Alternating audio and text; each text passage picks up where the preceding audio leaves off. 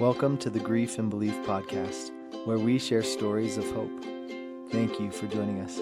We hope this powerful story will help you feel God's love for you today.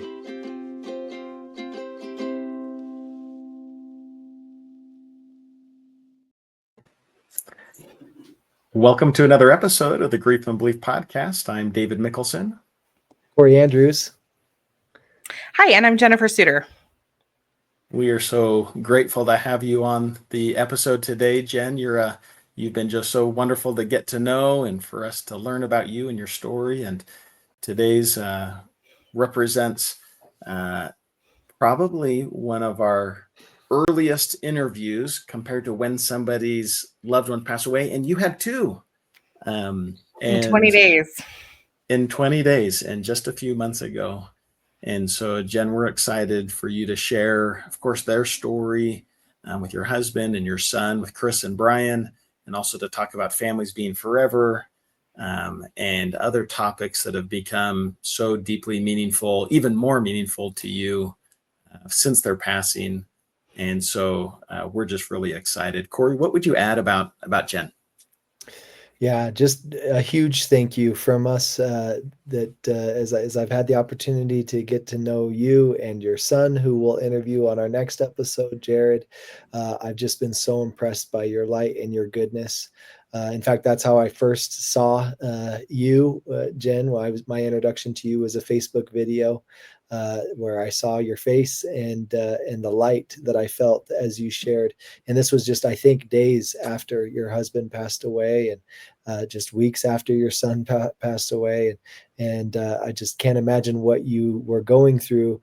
But then you jumped on and you were sharing in such an authentic way your grief, but also your belief in the Savior. And I just was so inspired by that. And so I cannot wait for what our audience is going to have the opportunity to learn from you. So thank you, Jen, for taking the time to be with us today. Happy to be here.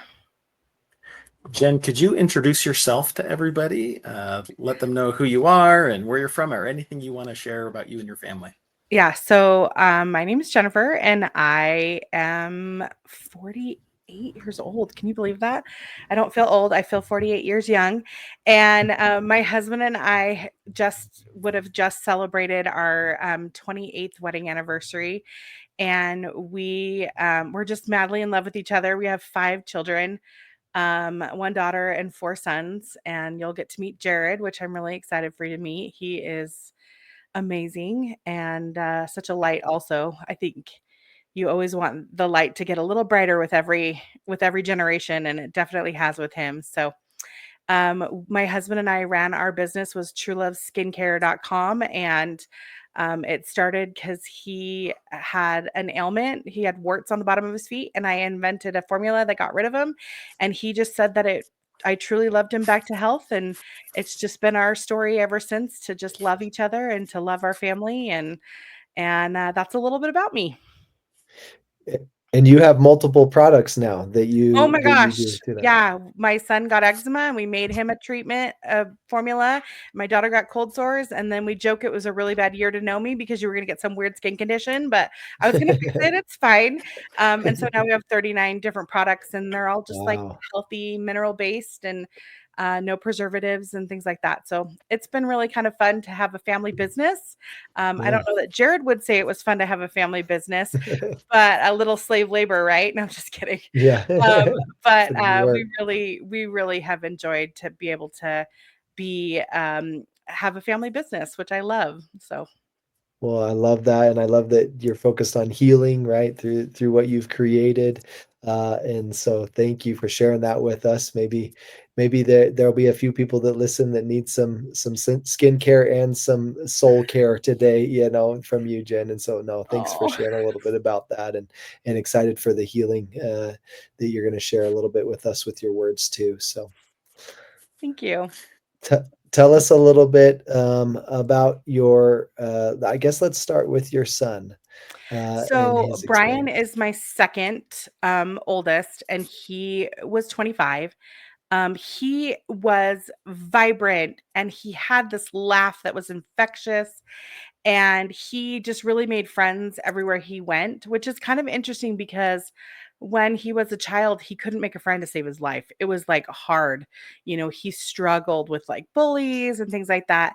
And oddly enough, he started working as a CNA in a veterans home, and that taught him how to be a friend to every patient that he met. And from that moment on, he just made friends everywhere he went. He felt the need. He felt like he was kind of robbed that as a kid, and so he didn't want anybody to be without a friend. And I just loved everything about him. So it was kind of just fun. He served his mission in Baton Rouge, Louisiana, and he was an avid marksman. He loved guns and he loved shooting, and he did competitions, and he was starting his own business. He created his own AR. So many really amazing things about him. And I just loved that when we did have his funeral, we had a viewing before for all of his friends, and literally 100 of his friends showed up and just said that he was the one that kind of like talked them off the ledge. So he really was just a bright light and just a great friend, which I think he would like to be known for that. That's amazing, especially considering what you said with, growing up and feeling like he didn't have many friends. And then to Yeah. have that many people show up for such an important thing, it just kind of represents his development and his growth and his changes and kind of what God had done with him in his life.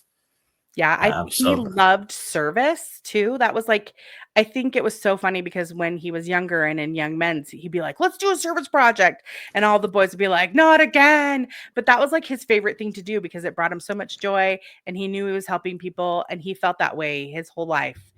Didn't really like doing chores though. So I don't know. There's service at always a home few is different things than service somewhere else. different at home.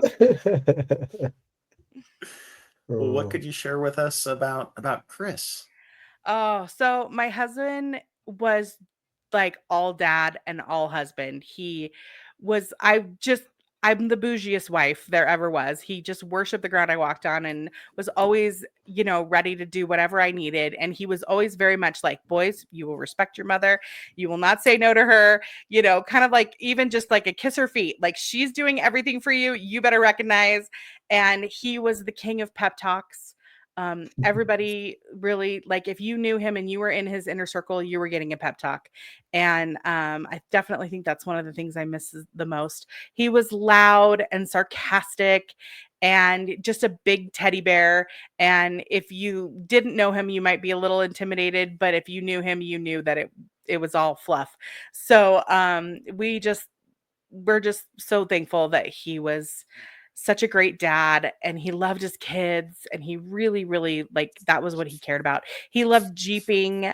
He had decorated his Jeep to look like a World War II. He was like totally into World War II, and he was a history buff. And in fact, that's one of the things my son loves about him the most is all the stories he would tell about history. And so he was just a force of nature, and I just love it. In fact, it's kind of cool because this is his Jeep. Somebody made a thing of it. Isn't that cool? That's what it looked like Yeah. in real life. awesome. And it just said bullseye on the side. But anyway, it's kind of fun. But that was his hobby. He loved shooting also with my son, and just really loved being a dad and a husband. So, and he was a computer Thanks. programmer.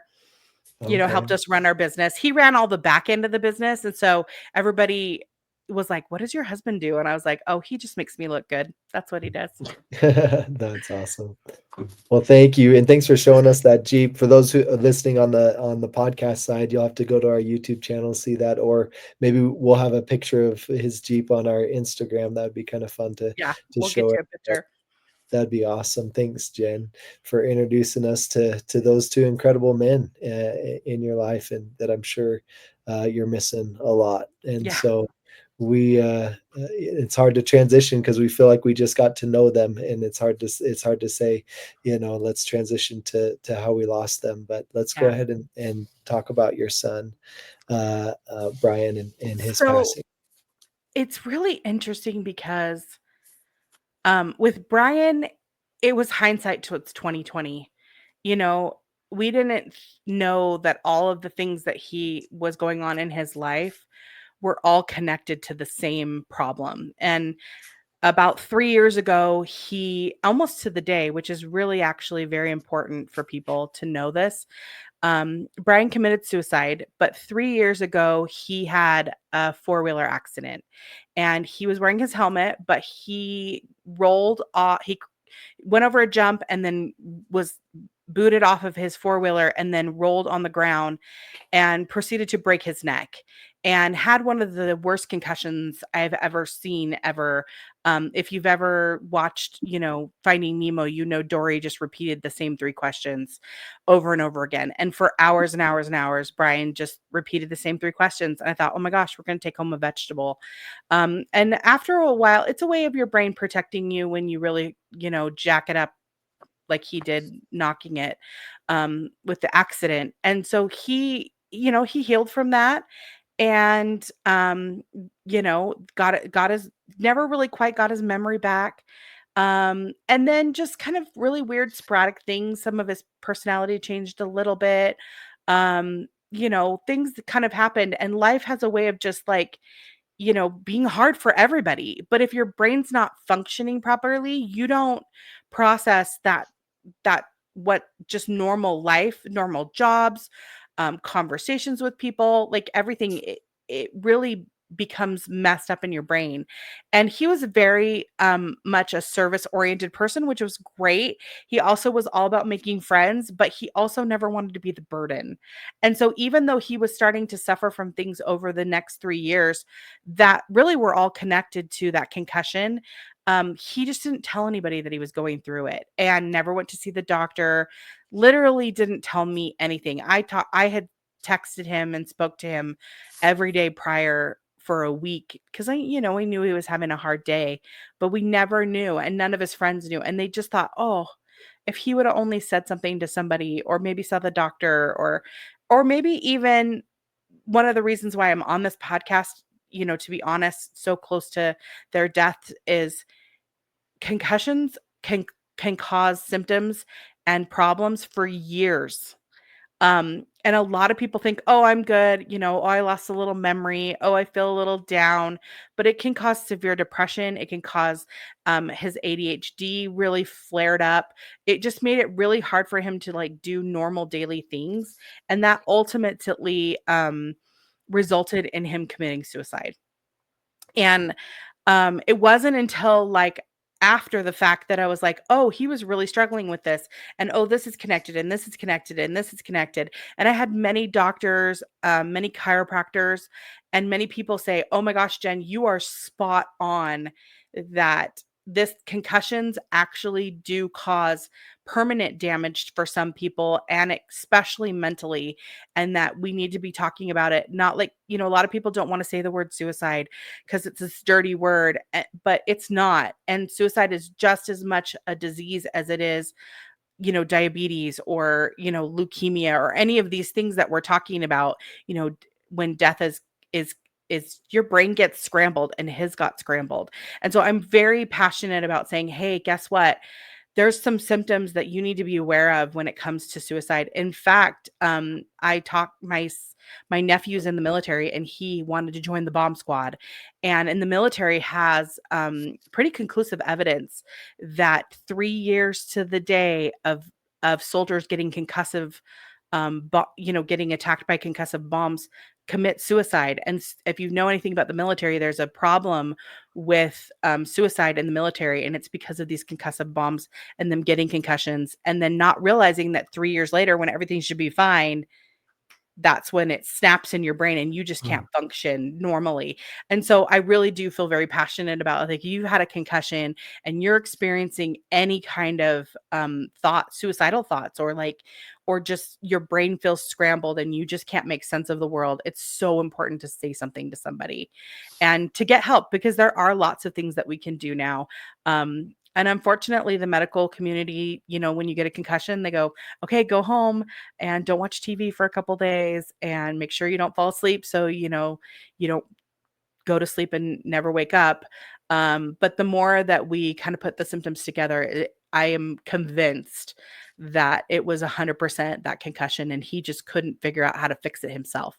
And, he's a little stubborn, which I think we all are. We don't want to bother people, but it's time to bother people. And it's time to, if you're having a problem, there's not something necessarily wrong with you personally, right? It can be other things and other extenuating circumstances. And the more that you talk about it, the more that it helps, because there was over 100 people that felt like they were close friends to Brian. Who has 100 friends? 100 people were so close to him, and they were like, if he would have just said one thing, and within 30 minutes of him committing suicide, he had 16 of his friends and my husband and friends from our family literally searching for him, and found him within 30 minutes of his dying. Like, we would have all just been there so quick. And I just don't think he felt that, because your brain will tell you lies when it's not working properly. Yeah. What a powerful message, Jen. Thank you for sharing that and bringing awareness to that, especially, and hopefully that will be something that somebody needs to hear and be aware of. And so thank you. Yeah, thank you for sharing that. What I can't imagine, but what was that like for you? Um, The after it felt finding out and knowing what had happened. Yeah, it felt like a shock, because a lot of times people, when suicide happens, they're like, yeah, they suffered their whole lives and blah blah. But Brian was not the kid who, suffered. He was the kid who was happy. And they always say, check on your happy friends, right? Don't, those are the ones that might actually be struggling more than what you think. And so, um yeah, my son's handing me tissues. He's like, here comes the waterworks. Yeah, we welcome But those. yeah, you don't know that they're suffering. I said, for me, it was just such a shock, and I keep saying, over and over again, even now, it's like, how can the world still turn when such a bright light has gone out? And obviously we know that he's still with us, and I definitely believe that they're watching over us, but it just doesn't feel the same. Wow, Jen, that's I just we all, everybody listening to this podcast has their own experience, right? We're listening to this podcast for a reason, and your heart goes out, and you can, I think it's easier to put yourself in someone's shoes when you've gone through something that's not the same but similar, and I can just feel it. And so thank you for being so open and sharing your experience and your feelings. And um, maybe help us understand a little bit around the circumstances around Chris's passing, your husband's passing. Yeah, that was like a gut punch, because um my husband was actually on his way to counseling, or on his way home from counseling. Because I think I'm a big fan of counseling, by the way. Can we just discuss that for 2 seconds? I Yeah. think life has a way of just throwing curveballs at everyone. Like, nobody is immune to trials, right? Like, we all have them. And I feel like my husband was really brave, because he was like, I'm going to go to counseling. I'm going to really like talk to somebody about losing my son. And and it was really cool, because literally on his way home from the counseling, him and I were on the phone talking about how, we're going to make it through this. Like, we have lots to live for, um, and we have our other children, and we're going to get through the fact that our son had died, even though we're just devastated. And I was like, okay, okay, I'll see you soon. And he would have been home in less than 20 minutes at that point. And an hour goes by, and 2 hours go by, and 2.5 hours go by, and he's not answering his phone. And it turns out that he was struck by a 19-year-old kid going 120 miles on the freeway. And the kid was driving northbound, and my husband was driving southbound. So they were in complete opposite ends of the freeway. And this kid, because he was going so fast, he lost control of his vehicle. And just the way, I don't think we could physics have a way of doing some crazy things that you're like, I could never recreate that, right? And his car literally jumped the median and landed on top of my husband's lifted Jeep. It literally flew through the sky. We were like guided, vehicular missile literally landed on top of my husband's Jeep. And they were both killed instantly. And it was the craziest experience because I knew something was wrong, like in my gut. And I was already heightened because my son had died only 20 days prior. And my friend drove me and we drove by the accident. And I didn't You went notice. to go find him. I went You to went go to go find find him. him. And we drove by the accident and I thought, oh, good, it's not his accident because they had covered his car with a white sheet because he was dead inside the car and they didn't want anybody to see both dead bodies, So I thought, and it just looked like his Jeep had fallen over on the side and all we could see was the bottom end of it. And then it was covered with a white sheet. So to me, it looked like a white car. And it wasn't until my friend kind of turned around as we were driving and was like, and then caught the corner of his Jeep that had orange stickers on it and said, Jen, that's Chris's Jeep. And I always joke that this is when you start unlocking levels of yourself that you didn't even know existed because you go into just panic mode and nothing makes sense. So I think that 911 call, in 20 years might actually, be kind of a crazy things to listen to again, because I didn't even know that I could go, that just lose your mind and screaming at the 911 operator. We tried to go to the hospital. We got off the freeway. Because we had passed the accident, we couldn't get back to it. So we got off the freeway and, everything happens for a reason, right? I didn't see the accident, so I didn't have that memory of it. I didn't think it was his car, so it doesn't trigger. We couldn't go back to it, then I would have seen him, which is that's good for nobody, right? So I called 911 and they were like, we'll get back to you once we get a hold of dispatch. And so I just started calling hospitals like a frantic person. Like, did anybody come in from an accident? I never in a million years thought that he would have died. You think, oh, they're in a car accident. The ambulance came. It's been 2.5 hours. They're in a hospital. And both of the local hospitals said that nobody had come in from an accident. And it wasn't until we finally got a hold of dispatch again that they said, where are you? And I said, we're on our way to the hospital. And they said, go home. And 2 officers will be at your house. And I screamed at her. I was like, that means he's dead. And I was just screaming at her. And she couldn't say anything. She just said, go home. And 2 officers will be at your house. And by that point, we had friends that went and like identified the body because they could get to the accident from the other side that we couldn't get to. And it just took me a while to get home. But, I gotta say, being a member of the Church of Jesus Christ of Latter-day Saints, it is amazing what that phone tree can do. You think, oh, I just have a ministering sister or a ministering brother. No, you have a phone tree and it is organized. And the organization for that is so impressive. In fact, I had to have my bishop go to my house and make sure that because people knew before we even could tell anyone to not go, so that the police, like, to stand in front of my house, make sure nobody came to the door, and also make sure that the police didn't get there before I did, so that they didn't tell my kids.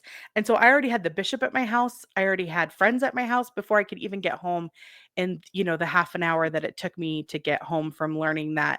And just in life's, crazy thing, the police officers walked up to my house and I just, we were already in dark humor stage, by the way. If you're not familiar with grief, that's a fun stage. It brings a little bit of levity to the heaviness of everything. And it's definitely one of my favorite stages of grief, I think, because I'd rather laugh than cry. And the police officers walked up to my house and the door was already open. We knew everything was going down. I told my kids, and I had pretty much cried every tear that I had at that point. Um, and I just looked at the officers and I just said, "You guys have the crappiest job on the face of the planet." And then I looked at the other officer and I said, "And your zipper's down." And we just laughed and they were like, "Okay, this is not how I thought this was going to go down."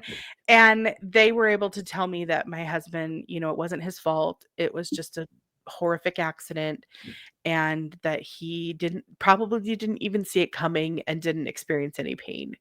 And that is when the brain fog sets in and your brain just goes almost silent to protect you. And I think I walked in a daze, for a month. I mean, sometimes I still think it's only been 3 months, and not even 3 months. Maybe actually today's the 26th. Oh my gosh, today's the 27th. It's exactly 3 months today. Is that crazy? And I still feel a little bit of that brain fog, that I feel like my brain's always just trying to protect me from, you know, thinking too much or doing anything multitasking. It's like, nope, one thing at a time, Jen. You just have to take it one breath at a time, one day at a time, 1 month at a time, 3 months at a time. And I think, to that point of the brain fog, I think Alina and I would say we're not quite 3 years in. There's still some there. It's different. It's better. Yeah. But it's still there. And maybe could I just point out one observation, Jen? And I, of course, I don't really know you, but I know you a little bit.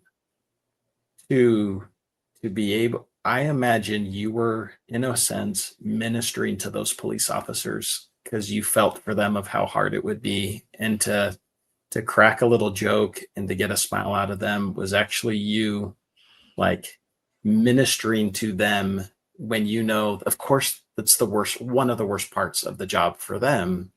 You try to make it easier for them. And I think it just shows a lot about who you are. And we've already experienced your ministering in, having met you one time 2 days ago for me.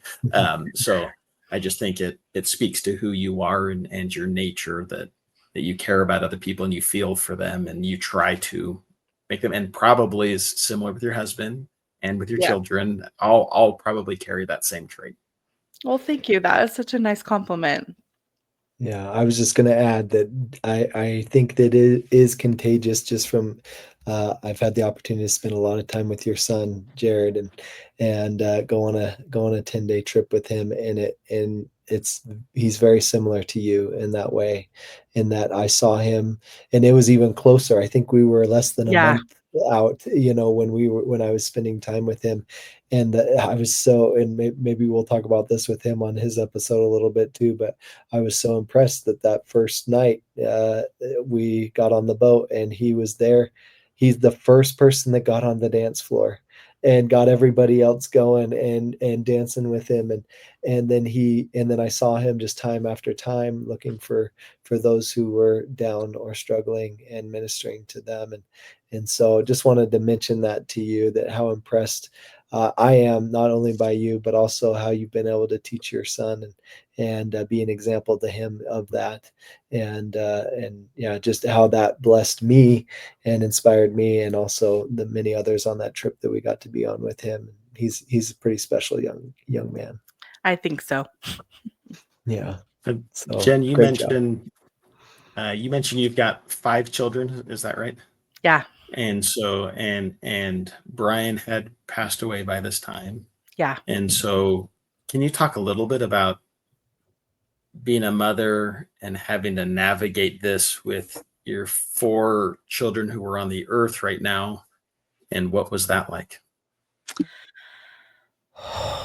That is the craziest thing. To be honest, I was in such a lost place that I really did rely on the church. I relied on friends. I relied on family. Of course we were hugging and praying um and getting blessings, and just really had so many people that just came, I think, to just our aid, right? Nobody could imagine that, we would have 2 such tragic deaths in such a short amount of time. But my cute son, I don't know how he did it, but after my son died, he spoke on Mother's Day because my son died just the week before Mother's Day. He literally died on a Tuesday and Mother's Day was Sunday. And my son, Jared, was supposed to speak in church and he said, Mom, no, I really feel like I need to do this.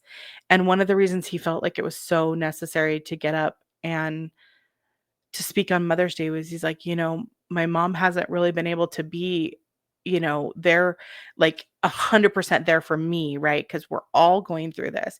He's like, but I will tell you that I have 20 moms.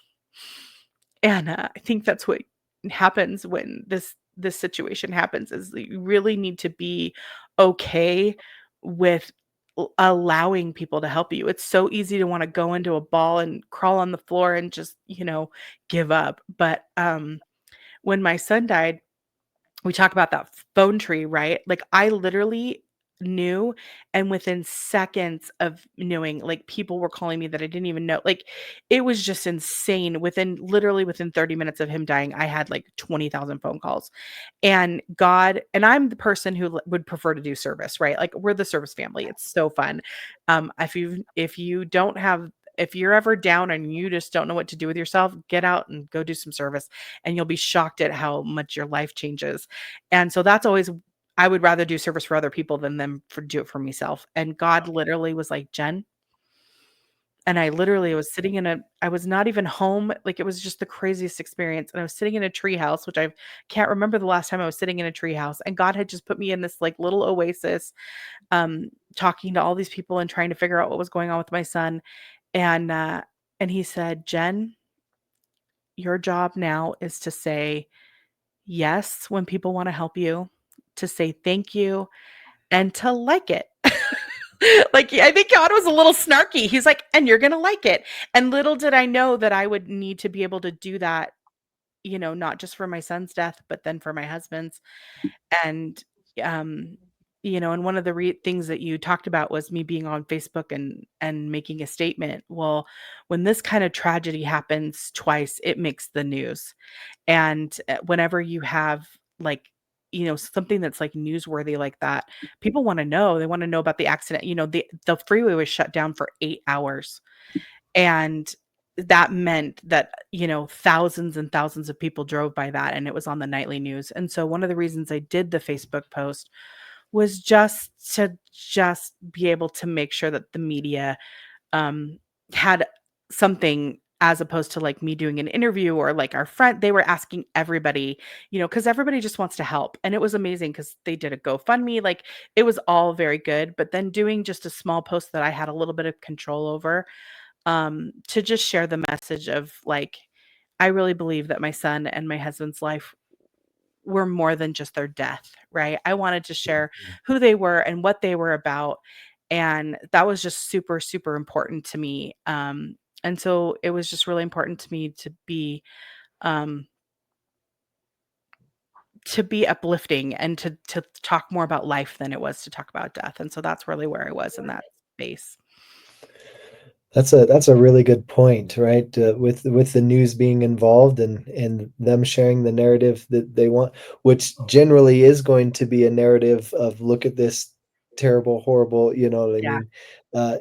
Generally, that's kind of when something like that happens, they're going to focus on that, and so I love that idea that I want to share some in the middle of all of this. I want to share something that is hopeful and Yeah, we were able to turn it into a story of community helping as opposed to like yeah. this horrific thing, because there was other people involved, the poor boy who caused the accident, he died. And that, how sad for their family.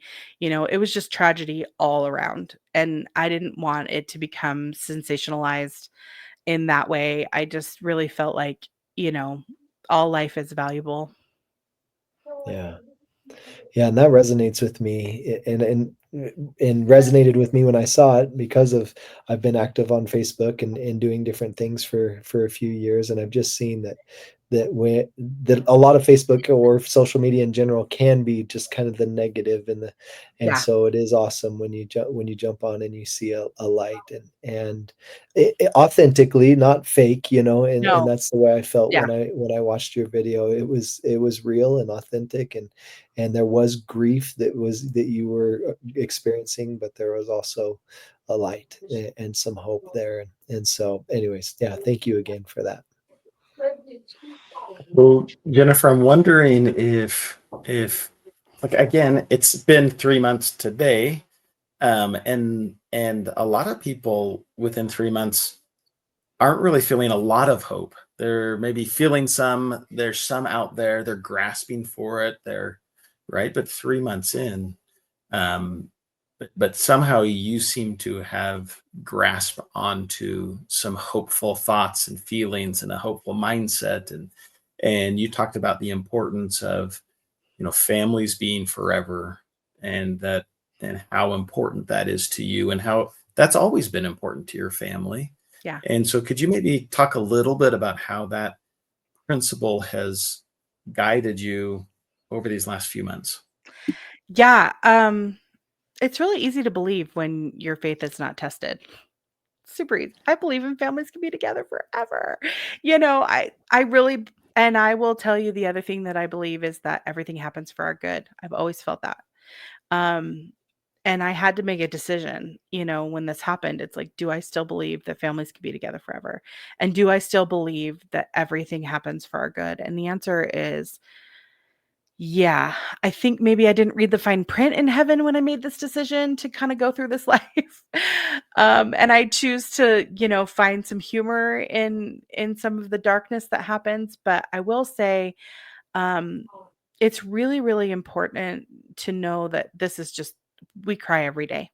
The crying is just a new part of our life, and we're sad and we're lonely, and there's consequences that I didn't even realize that I was going to have to face. For instance, when you have a spouse die, the number one consequence, and I didn't even know that this could happen, because they talk about stages of grief, but one of the things is just identity crisis. Who am I now? I'm not a wife. Am I a widow? Am I a wife? Like my husband and I had retirement plans. There's things that we wanted to do together, and now I'm like, I don't know what to do with myself.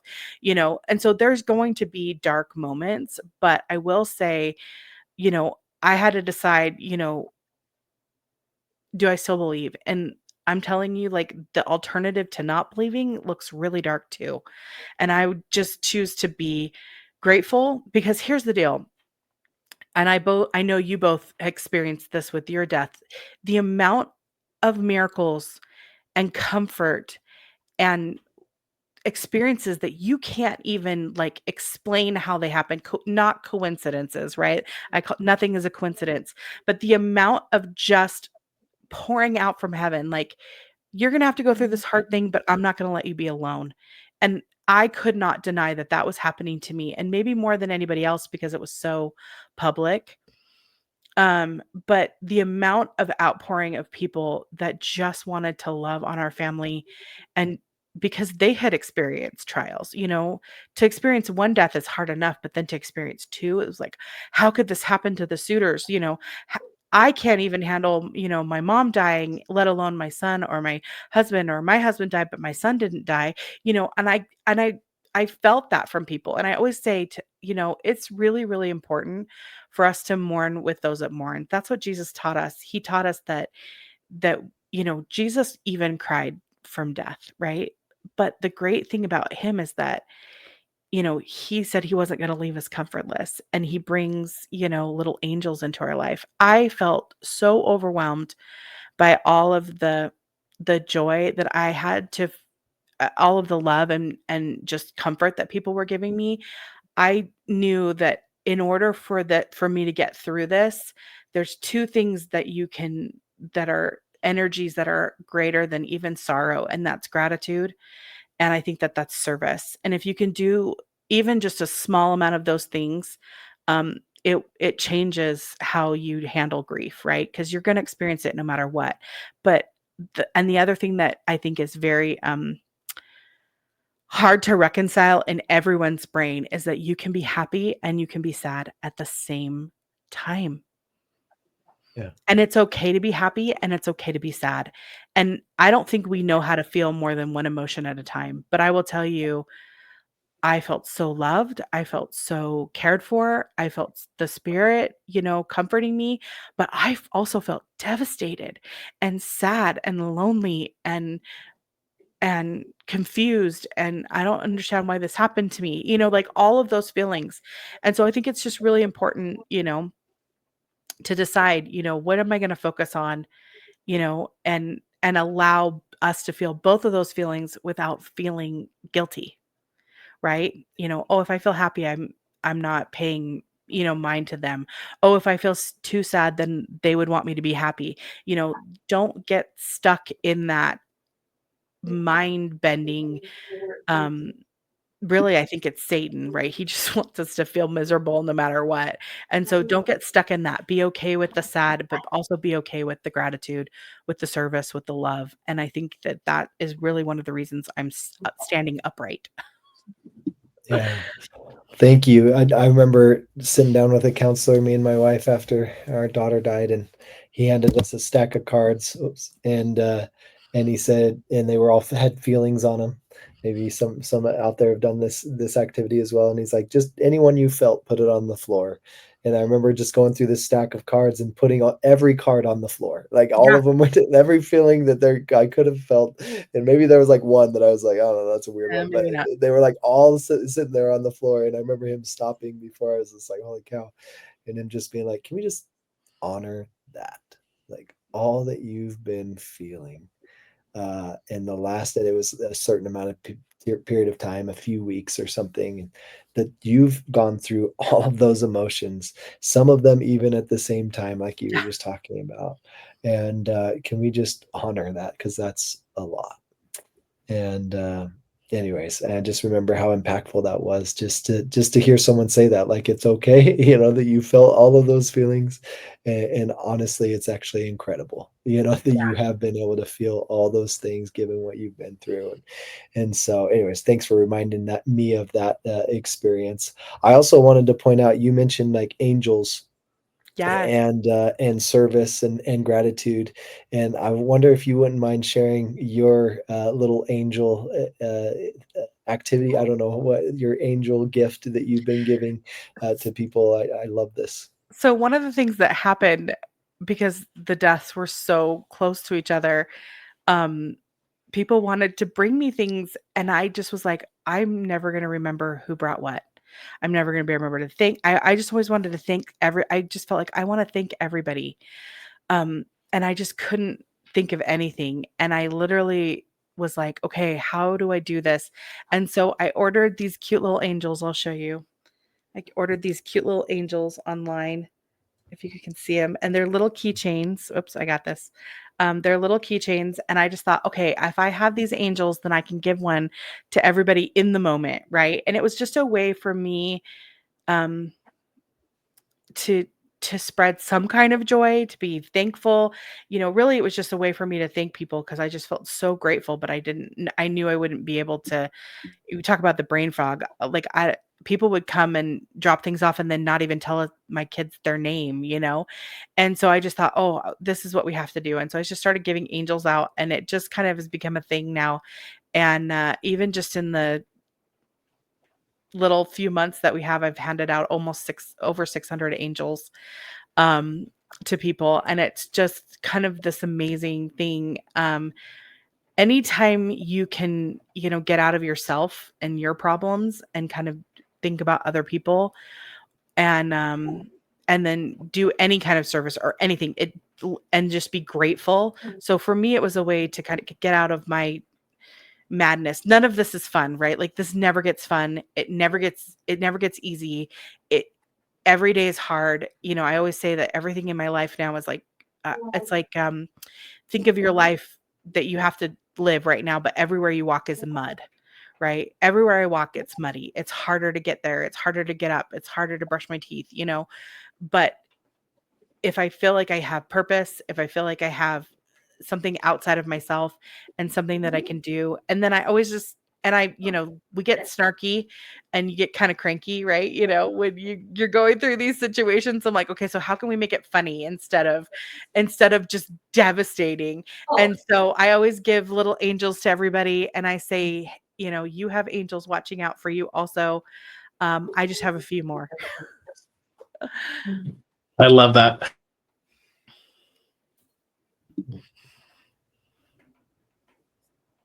Have on the other side of the veil.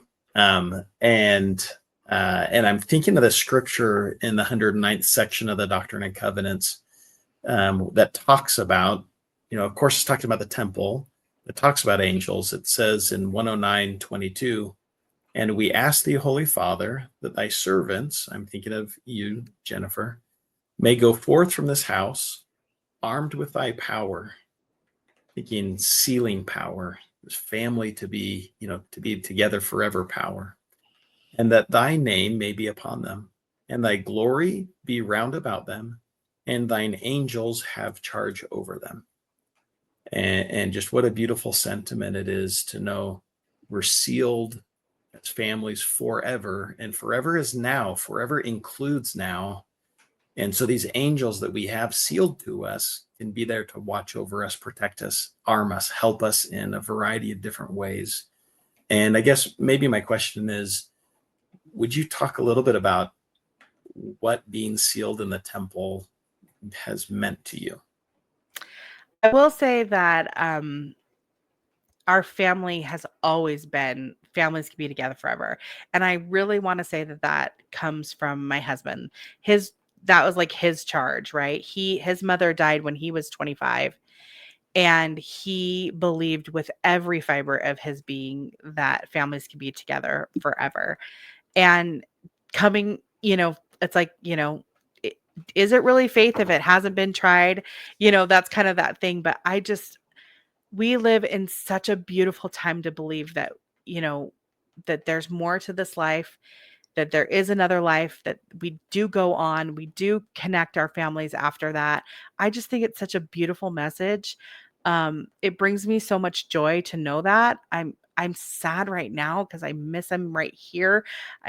I feel like as humans, we're very much like, I want it now, and I want it, and I want what I want, but luckily, God is smarter than we are, and he knows that every pain that we go through, it will be justified. It will be an experience for our good. And then we can go on and be able to experience just eternal joy, right? God, man are that we might experience joy, but in order to experience that joy, we have to experience like pain. And I really do feel like we get as sad as I am now, and as horrible as this is, I get to experience the exact opposite. How much joy is that? If this is so devastating, how much joy is it? If it's the opposite of how sad I am right now, and so I really do believe that there's a purpose, there's a plan, and thank goodness there is, because it's way better than my plan, which is, I want it now. I want him back now, but I just know that I will get to be with him for eternity, and with my son also, and that our whole family can be together. And I just would rather cling to that, knowledge than anything the world teaches. I'm like, the fact that most teachers, religions just believe that this is it. And, we go back to being, monosyllabic spirits, or I don't even know, but what a beautiful plan this is. And, and I don't like the alternative. And so even if, I'm scared and it's hard, that doesn't mean I still don't want it, and I want to believe it, and I believe it.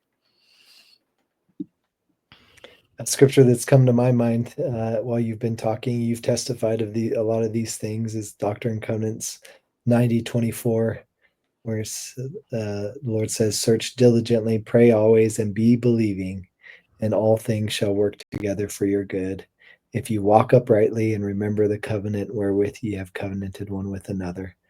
And just thinking about your family and those covenants, and also that idea of walking uprightly. I feel like, Jen, you're an incredible example of that. Is as much as we understand, and many of those listening can understand that desire to just curl up in the ball and not talk to anyone or do anything.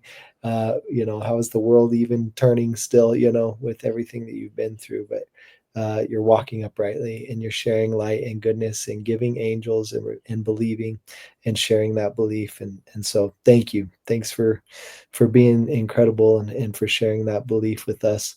One question I've had for you is, knowing that someone on here might be pretty fresh in their grief as they're listening to the Grief and Belief podcast, is there anything in particular you would want to say to them, or anything you would want them to know?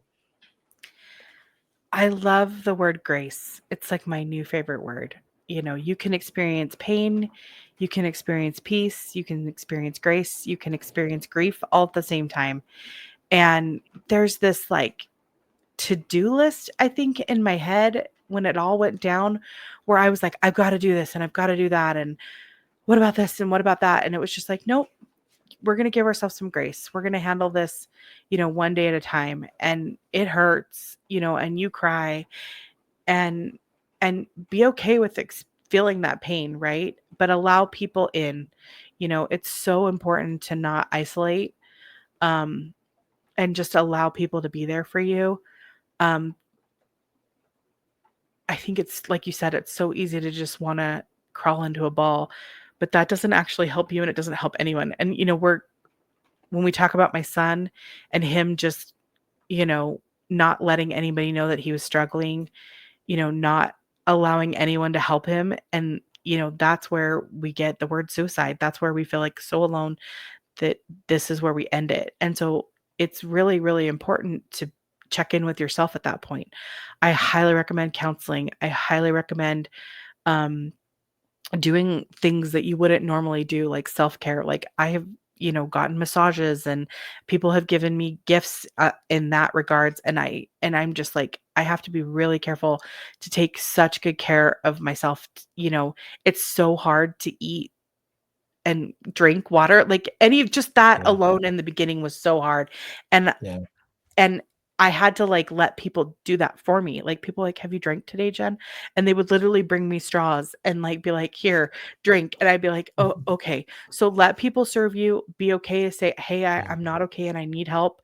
Um, and then to be really ginger with yourself. Like this is not going to go away overnight. I have to remind myself today, hey, I have tomorrow and the next day to get this done. I don't have to do it all today. I got to be okay with myself because things are a little bit harder. It's harder to wake up, it's harder to go to sleep. These are because of this, and like you guys said, you're still years away from it and it's still a little bit difficult, right? So just be really ginger with yourself, be really okay with saying you're not okay, asking for help, and then when it gets really, really bad, because right now, like I would say you wouldn't do this, in the first month or two or whatever. But, once you start to feel like you're coming back to reality, that brain fog kind of starts to alleviate a little bit. That's when it's like, okay, I need to have my grateful time at night where I pray and I just talk about all the things that I'm grateful for and maybe even write them down. Because gratitude has a way of just changing everything. And then if you can do something for somebody else, it's going to get you out of you know, you're going to feel this pain all the time, right? So if you've got to do things actively to make sure that you're not literally just engrossed in it, right? And that's it's kind of nice to be the mom, right? Because then it's like I'm going to get to work and take care of my kids and not worry about myself. But so there's an aspect of good in that, but also the thing that you're really good at could also be your greatest weakness. Don't take care of everybody so much that you forget yourself, right? And that's really, really, really hard. So I ask for help, be okay with it, get out of yourself if you can, and then take really good care of yourself. And those are the things that I think are really, really important when you're going through what we're going through. And I will tell you, I have to remind myself, daily. I have my kids remind me, Mom, we can sit down and be still. I have a hard time being still because then I think about it. But at the same time, pain means that they were there. Pain means that there was love. Pain means that, that I get to experience the opposite joy when I see them again. It's okay to experience pain. It's not the big boogeyman that we all make it out to be. And sometimes you just have to sit in it, right? And that's why it's nice to have people with you and around you when you do that, you know? So good. Thank you so much. Well, I feel like we've been so spiritually fed with our time here with you, Jen. So good, and so many incredible nuggets that you've shared, and I think sad to end, but let's go ahead and move to our last question, which we love, and that is considering your experience with grief. And maybe I should say experiences, given what you've been through recently, but your experiences with grief. What do you now believe about Jesus Christ? I believe that Jesus came to this earth to redeem all men, and that is from the fall, right? He came specifically to die for our sins so that we could live again. And that brings so much more meaning in my life now because I know that I'm going to see my son again because of Jesus. I know that I'm going to see my husband again because of Jesus. Because he was resurrected, we can be resurrected. Everybody keeps telling me that Easter is going to be my new favorite holiday. And I have a feeling that's true because death is painful and horrific. And we know that because Jesus wept over death. It is such a horrific thing. And the reason that he came to this earth was to save us from death. And thank you. Thank you, Jesus. Thank you for that because I don't like death. And I'm really, really grateful that I believe in Jesus and that I know that this isn't the end now and that it keeps going on. And the only reason we know that is because of him. That's beautiful, Jennifer. Thank you so much for being on. You have taught, you have expressed, you have loved, you have ministered, you have done so much. And so thank you for your time today and for being on the Grief and Belief podcast. Thank you for having me. Thank you to our incredible guests for sharing their story of hope. If you know someone who might be blessed by hearing this message, please share it with them. We would love it if you would subscribe, rate, and review, and comment on our podcast so others can find it.